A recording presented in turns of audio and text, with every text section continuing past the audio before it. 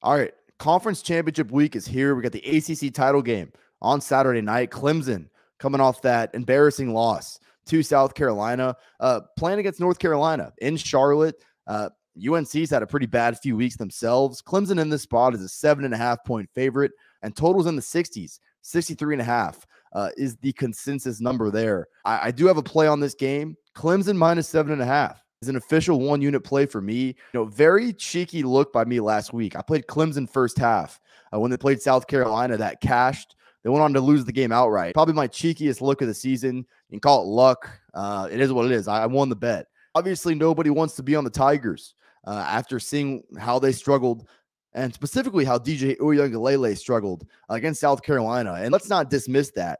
He's 8 of 29. In a game, his team was favored by 14.5 points. I mean, that's pathetic. I've talked about it on the channel. DJ Uiagalelei is not the best option that Clemson's got. With all that said, though, it's not going to matter in this matchup.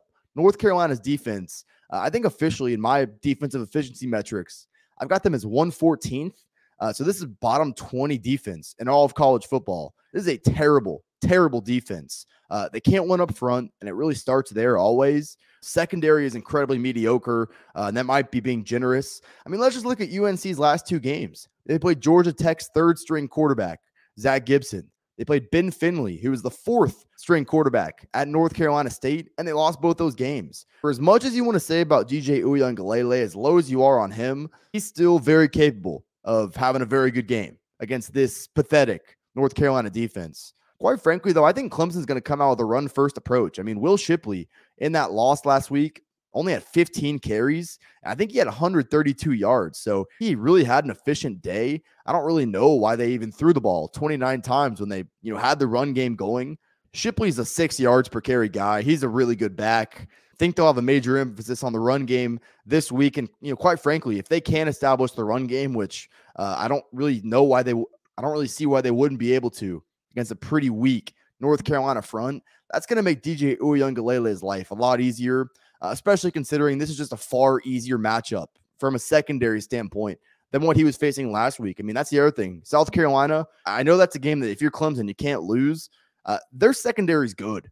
It really is. So it's just a far easier matchup. I don't really worry about Clemson's offense in this matchup. My bigger concern for Clemson would probably be their secondary, especially in this matchup, because we know what Drake May can do, and we know North Carolina's got a lot of receiver talent with Josh Downs, guys of that caliber. Spencer Rattler created multiple explosive plays through the air against this secondary. That's coming off the heels of earlier in the season. Clemson got absolutely decimated against Sam Hartman and that Wake Forest passing game. So if there was a bigger concern in this matchup for me, it'd probably be that Clemson secondary. And listen, that's a legitimate concern, a legitimate gripe.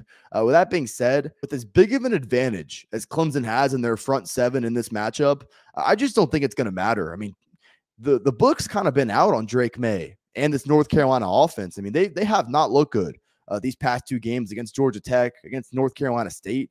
And once again, if you listen to this channel, this is a theme. It starts up front. 7 separate occasions this year, North Carolina has allowed 3 or more sacks.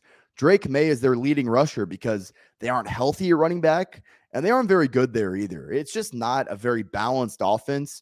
It's really just kind of the definition of a one-trick pony. Drake May has ridden them to the ACC title game, but as we've seen, the wheels have kind of started to fall off a little bit. With a disadvantage he has with his offensive line and with really no help in the run game, I'm not saying North Carolina won't get theirs. They might come out and put, 17 points up in the first half, but I think Clemson's getting, 38, 41, 42, 45 points, something along those lines in this game for 60 minutes.